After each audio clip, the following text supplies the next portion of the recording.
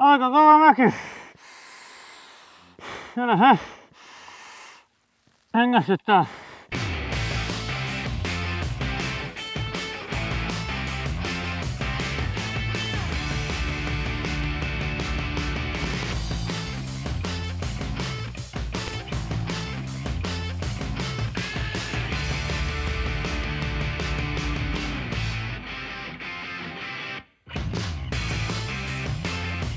Tervetuloa Ruotsiin ja Faluniin ja tietysti 2000...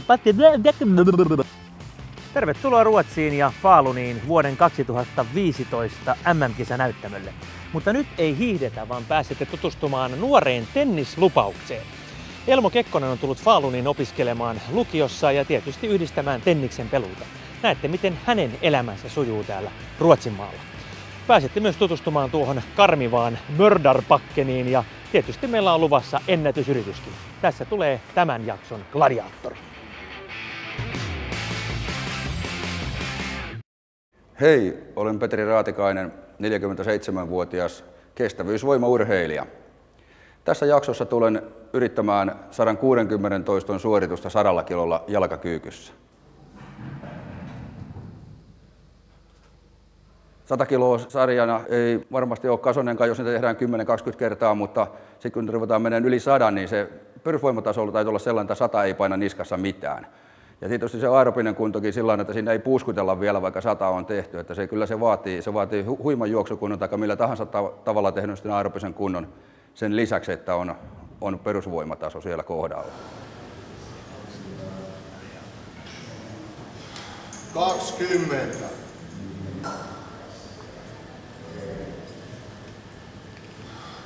Alussa kilpailin vähän voimanostossa silloin ihan alle 20-vuotiaana ja sitten ihan hyvinkin 2-3 vuoden päästä hyvin selkeästi aloitettiin tähtään kehorakennuspainotteiseen reeniin ja 83 jo kilpailin sitten ensimmäisen kerran nuorten kehorakennuksen SM-kilpailuissa ja sitten seuraavana vuonna 84 tulikin sitten jo ensimmäinen Suomen mestaruus alle 80-kiloisissa nuorissa ja sitten tulikin pitkä paussi tässä kehorakennuspuolessa. Tietysti koko ajan oli saliharjoittelua varmaan 5-6 kertaa viikossa, mutta sitten siinä juostiin aika paljon maratonia, hiihdettiin kauheasti. Siinä oli 12 vuotta juostiin maratonia ihan kunnolla ja lähdettiin koittamaan, miltä se kestävyysurheilu tuntuu. Ja 12 maratonia on nyt takana ja paras aika on 3.22 Tukholmassa, olisikohan 2006 vuodelta. Sitten yhtäkkiä päätinkin, että mennäänpäs takaisin tuonne kehorakennuspuolelle ja 2008 sitten lähdin koittamaan novisi SM:itä ja yleisen sarjan SM:itä ja Master SM:itä ja niissä tuli sitten ihan hyvää jälkeä ja sitten vielä mentiin sitten 1 vuosi, samanlainen 2009 vuonna. Ja kestävyyden ja voiman yhteenliittäminen on haasteellista ja siinä pitää harjoittelun kanssa tosiaankin olla tarkkana, että palautumiset onnistuu. Ennen kaikkea se jalkapuolihan siellä silloin on kovilla. Että aina jos on kova jalkareeni tehnyt, niin sitten pitää katsoa, koska on se seuraava kova lenkkipäivä ja taas toistepäin, että kovan lenkin jälkeen niin ensimmäisenä mennä sitten tekemään kovia jalkareenejä. Mutta se on todella haasteellista. Siinä kannattaa omaa itsensä opetella tunteen ennen kuin lähtee koittaa. Palataan tuohon Raatikaisen Petrin rajuun ennätysyritykseen tämän jakson lopussa, mutta nyt ollaan täällä Falunissa esikaupunkialueella ja täällä jossain pitäisi tuon tulevan mestarimme Elmo Kekkosen asua. No niin, täällähän sä olet. Miten sä tämmöisen paikan löysit? Koulun kautta. Ollut ihan tyytyväinen tähän. Niin kuin ruotsalainen perhe asuu tässä ja... Joo, tässä asuu ihan perusruotsalainen perhe, että niille mä maksan vuokraa tästä ja tässä sitten. Mulla on pieni tässä tämmönen olohuone ja makuhuone ja pikkukeittiötila ja tämmönen tyypillinen opiskelijaboksi. Niin. No miten sä oot viihtynyt Falunissa? Todella hyvin, että tosi kiva kaupunki ja paljon niin kuin harrastusmahdollisuukset. Urheilu on tosi isossa osassa täällä. Että. Mikä se on ollut nyt Suomesta, kun sä oot tullut tänne? Tietysti kieli totta kai, mutta mitä muuta? Harjoitusmäärät on sitten kasvanut tosi paljon kanssa. Että Suomessa ei oikein noita harjoitusvastustajia löytynyt tuolta kotikaupungista Valkeakoskelta. Niin täällä sitten on tosi hyvin noita reenikavereita ja reenejä on enemmän sitten. Ja 95 syntyneiden Ruotsin kutonen reenaa täällä ja 94 niin Ruotsin kutonen reenaa kanssa täällä. Niiden kanssa sitten päivät pitkät reenataan. Tai minkälainen on ruotsalainen lukio verrattuna suomalaisia lukioon? No, vähän semmonen rennompi, että ei ole niin paljon kyllä oppitunteja kuin Suomessa. Että ei saa itse valita niitä kursseja ollenkaan, mutta sitten että ne on niin suunniteltuja sitten sen linjan mukaan, minkä ottaa siihen. Mites tuo ruotsin kieli sujuu? No, siinä on vielä vähän petrattavaa, mutta koko ajan se paremmin ja paremmin. Lähdetään katsoa vähän sitä sun tennispaikkaa ja tietysti koulua. Joo. No Elmo, miten sä päädyit tänne Ruotsiin ja etenkin Faluniin? No, ekan ajatuksena oli, että lähdetään Jenkkeihin, mutta sitten siinä oli vähän sellaista, että ei oikein tiennyt, että minkälainen paikka se on ja että miten siellä pääsee reenaan ja minkälaista partneria on. Niin sitten valmentaja ehdotti, että lähdetään Ruotsiin. Täällä on aina ollut hyvä tenniskulttuuri. Nyt sä pelaat täällä sitä tennistä.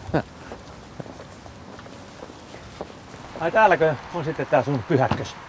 Joo, täällä mä treenaan joka päivä. Niin, yksinäisiä iltoja vietät täällä. Niin.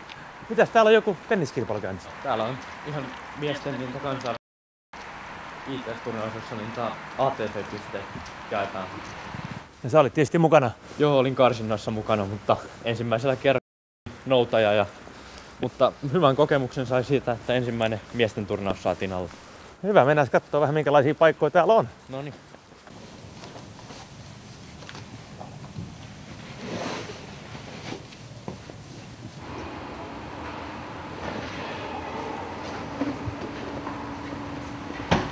No minkälaisia reenejä sä niin teet? Mikä on sun semmonen normaali reeni? No normaali reeni on täällä ihan, että aika pallotellaan ja sitten on koppareeniä. Sitten on yleensä on semmoinen kestävyystennisreeni, että tosi pitkää sarjaa vedetään, että kulmasta kulmaan monesti ja sitten on perussyöttöä ja lopuksi aina pelataan jonkun verran.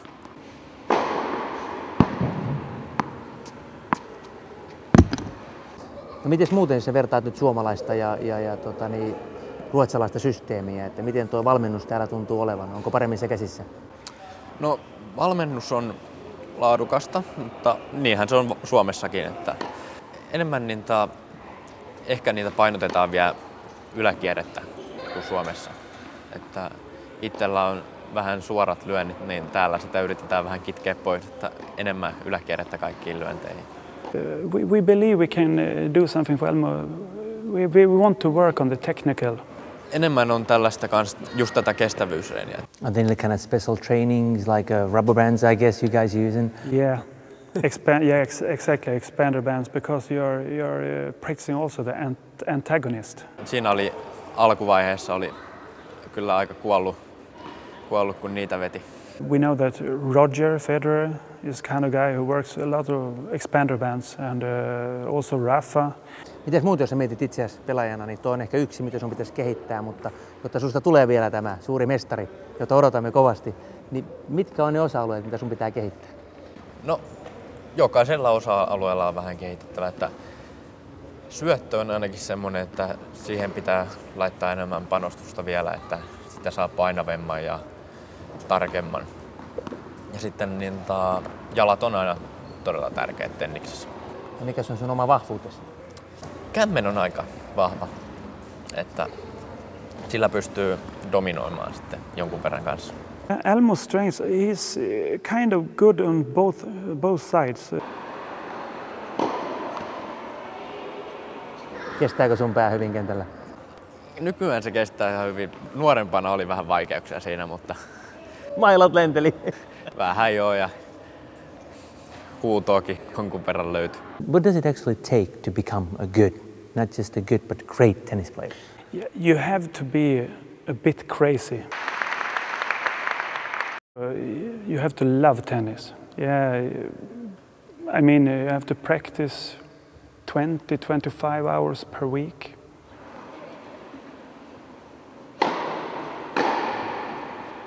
So are you Swedish people a bit crazy because you have a big tradition? You have had a lot of good players in the past and still do.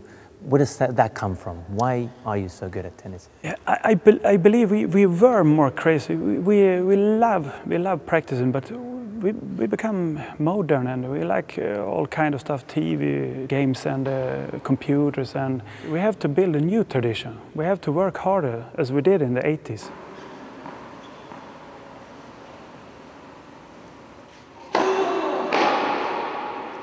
Pienen katkon jälkeen seikkailumme täällä Falunissa jatkuu ja pääsette myös tutustumaan legendaariseen Mördarbackeniin.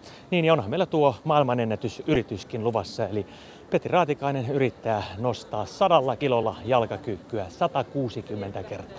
Pysykää kanavalla.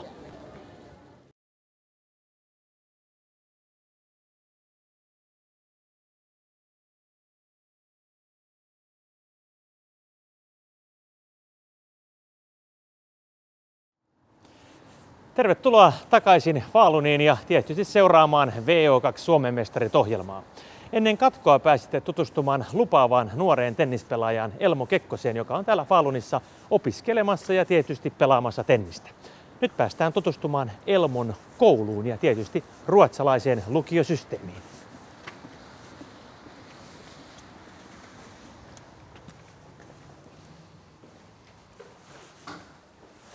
No ihan hyvin mun mielestä on mennyt, että siinä on ruotsin kieli ehkä isoin haaste. No Hannes, kerros vähän nyt tästä systeemistä. Toimit täällä mentorina, mutta sä oot samalla myös tässä koulussa opettaja ja oot Ahvenanmaalta kotoisin. Kyllä, näin on. Mutta kun tennisvalmentajat ei ole YAssa niin kuin töissä, vaan Falun tennisklubbenissa, niin mä sitten sain sen kunnia olla tennispelaajien mentori. The system is very good because it's 1/3, we can call it. You can play tennis in our club and you can also have the opportunity to play lots of tournaments and combine with the studio.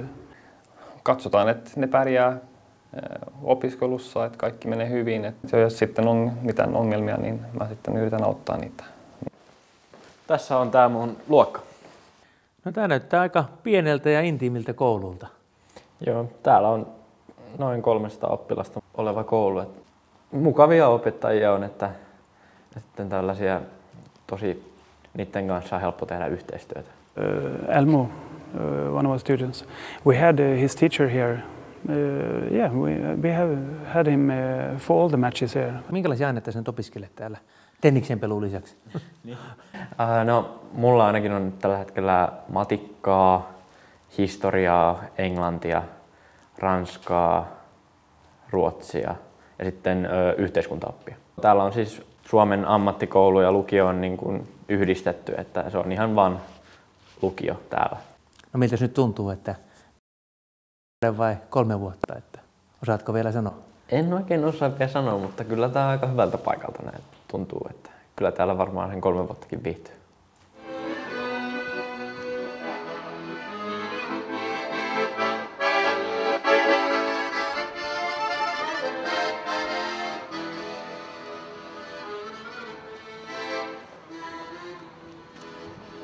Jälleen on aika murskata ennätyksiä ja nyt on vuorossa tämän jakson ritari, suuri sankari Petri Raatikainen.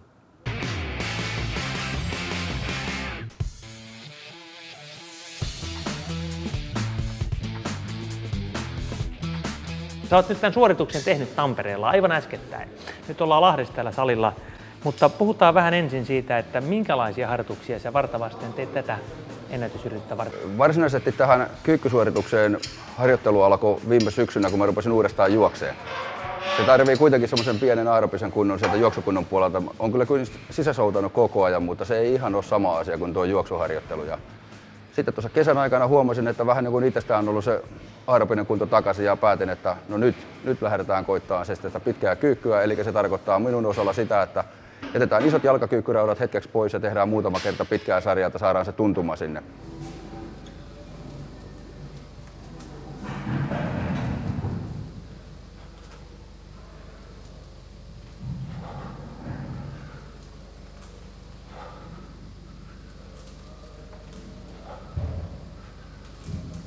Se on otettava riittävän kapea se ote, että se on siellä niin kuin ruuvipenkissä se rauta niskassa. No sitten se väkisin alkaa tuntua siellä ranteissa ja kyynärpäässä, kun se menee riittävän pitkäksi se sarja, mutta sen kivun mieluummin kestää kuin se, että se kyykky menee sen jälkeen pieleen, että kun sitä ei saa sitä enää sitä niskasta pois. Kuitenkin puhutaan noin pitkästä suorituksesta, niin siinähän mennään oikeastaan aerobisen kestävyydenkin puolelle. Ja sä oot kova juoksemaan, sä oot jossain maratonia ja vaikka mitä. Kyllä. Miten nämä istuu yhteen? Se on haasteellinen sovittaa, mutta jos on intohimo kumpaankin, niin kyllä se silloin onnistuu.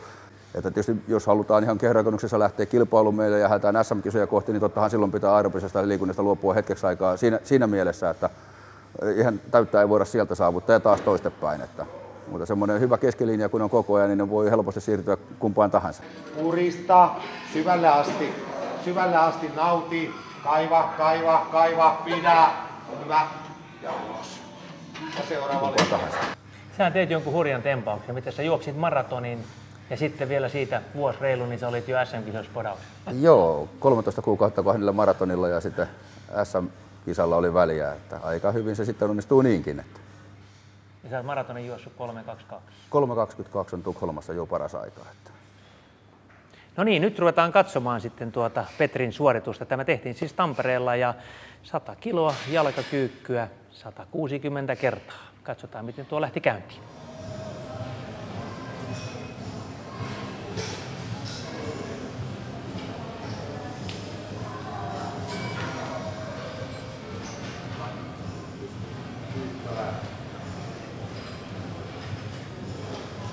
No alku varmaan lähti tietysti hyvin käyntiin, niin kuin moneskin suorituksissa. Sehän on vähän se alku helppoa, mutta missä vaiheessa rupesi tuntumaan? Niin, sanotaan, että alku oli nyt tällä kertaa pikkusen niin poikkeuksellisen kankeita, kun mä olin siinä mennyt tosiaan keskiviikkona tekemään aika kova vauhtikestävyyssoudun. Ja se ensimmäinen 50 taisi olla koko suorituksen vaikein. Sen jälkeen tämä homma niin loksahti, kun mies lämpeni, että se oli selkeästi parempaa loppua kohti. Että. 50.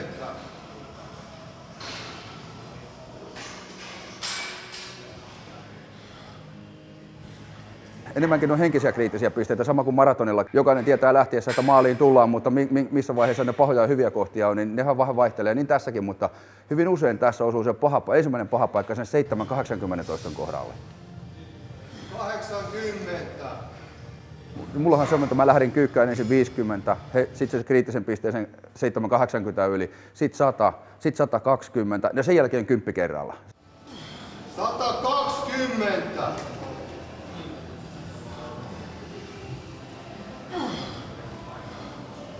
Joku teisi tuosta sanoa, että semmoinen 120 kohdalla mä rupesin kuulemma kai puuskuttaa, mutta sitä itse ei huomannut. Se silloin varmaan tiivistää vähän sitä hengitystä, että rupeaa ottaa vähän syvempää. Että siellä ollaan sillä kohdalla, että 120 niin rupeaa jo vähän happikin maittaa.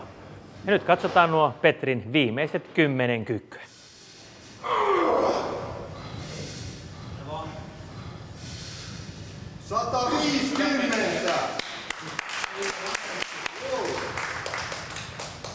Siinä vanha 151. 152. Siinä on mennyt. 153. 154. Hyvä. 155. 156. Hyvä. 57. 158. Hyvä Petri. 159. 160! No niin, onneksi olkoon Petri. Se on nyt sitten kenties maailmanennätys sun hallussa. Kiitoksia. Tiettävästi kukaan ei ole tehnyt tätä aikaisemmin. No joo, ei ainakaan ole netistä mistään löytynyt tietoja. Ainahan huhuja liikkuu, mutta tällaista todistettavaa suoritusta niin ei ole kyllä tehty. Sopiva sponsori löytyy, niin kyllä me se 200 kertaa pystytään kyykkään aika helposti kyllä. Että muutaman kuukauden varoitusajalla niin semmoinenkin on mahdollista tarvittaessa. Ja entäs siinä kestävyyspuolella? Vieläkö nähdään maraton radoilla? Joo, siis erittäin suurella todennäköisyydellä jossain vaiheessa elämässä, niin senkin tuun vielä tekemään.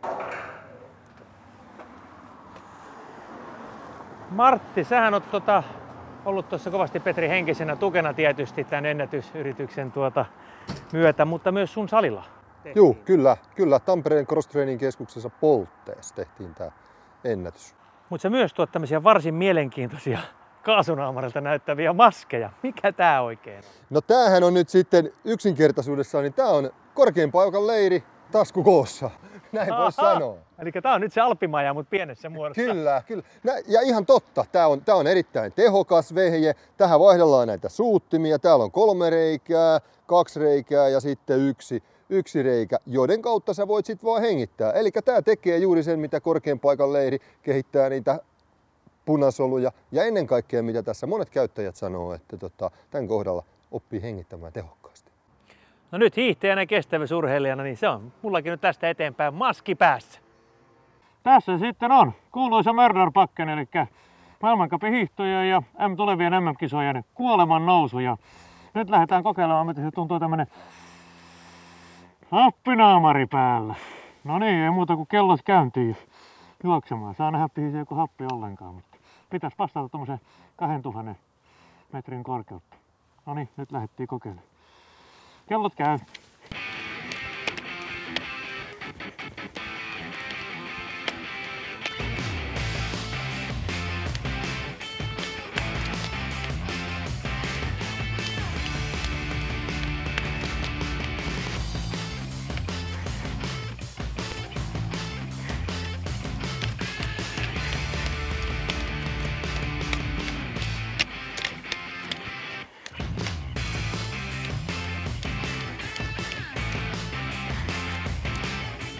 Karmivaa mutaa!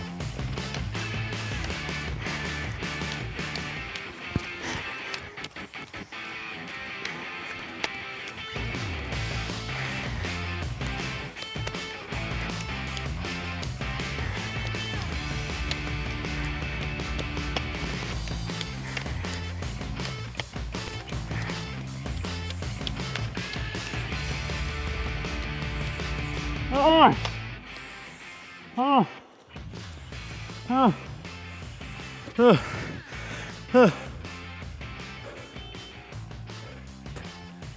Kolme ja puoli minuuttia suurin piirtein ja 550 metriä. Kauheasti vaan kuraa ja mutaa, että hirveän vaikeeta on nousta tämmöisen vesikeille, että menee maski vähän huuruu, mutta kova mäki. Ei se niin kauhean pitkä ole, mutta onhan se rankka. Siinä on monta jyrkkää pätkää ja sieltä saa hapot tulee tämmöisen aamaripäällä vielä, niin kovaa leikkiä. Mutta se tästä Falunin jaksosta ja toivotan Elmolle kaikkea parasta ja Raatikaisen Petri teki hienon suorituksen. Taas on yksi maailmanennätys kirjattu, mutta ensi viikolla yritetään uutta maailmanennätystä, nimittäin sisäpyöräilyn 24 tunnin ajovuorossa ja tekijänä kukapas muu kuin Markku Saarinen. Ei muuta kuin ensi viikkoa. Silloin nähdään. Moi moi!